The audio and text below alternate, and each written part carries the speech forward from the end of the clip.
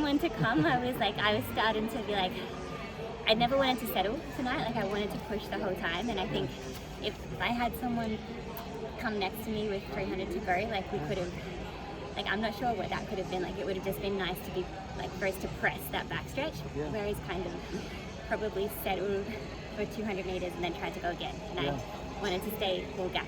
So yeah, it was good. What do you think you really learned about yourself as a runner since you've done so many 800s this year with GST? What have you learned about yourself as a runner doing that, especially as a 1500 meter runner? The 800 is a lot more enjoyable than the 5K.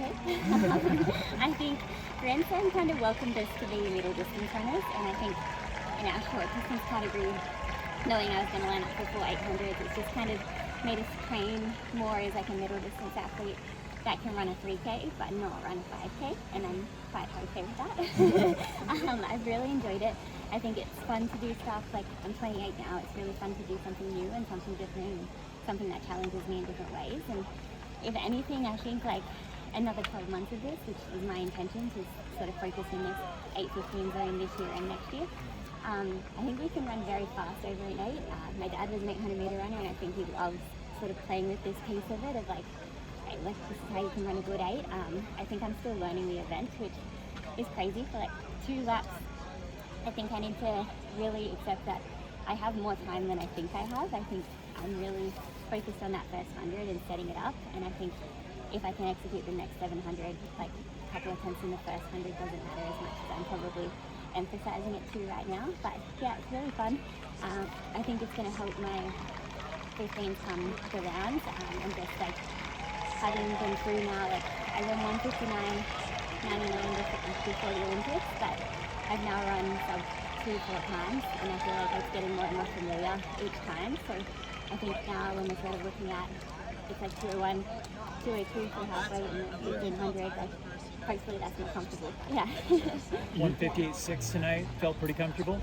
It felt strong. It didn't feel comfortable, but yeah, it did feel strong. So I think I had a 157 in mind coming in tonight, but I think also there's a part of that of like we added this on Wednesday night kind of thing. So I think you don't have like quite the lead in as like if you were really focusing on an 8, but I think to run 158.6 and to feel strong and to feel confident to take the race on as an 800 with Sammy Watson out there and someone that's so proven at 800, I think it's kind of a nice feeling to be like, okay, I'm getting a hold on this event, and then like as we get better and better at it, like let's see what we can do. Yeah, you said you're racing in Monaco in a few weeks? Yes, I have the 1K in Monaco on the 11th of July. So Prefontaine first, and then I'll head over my 1K.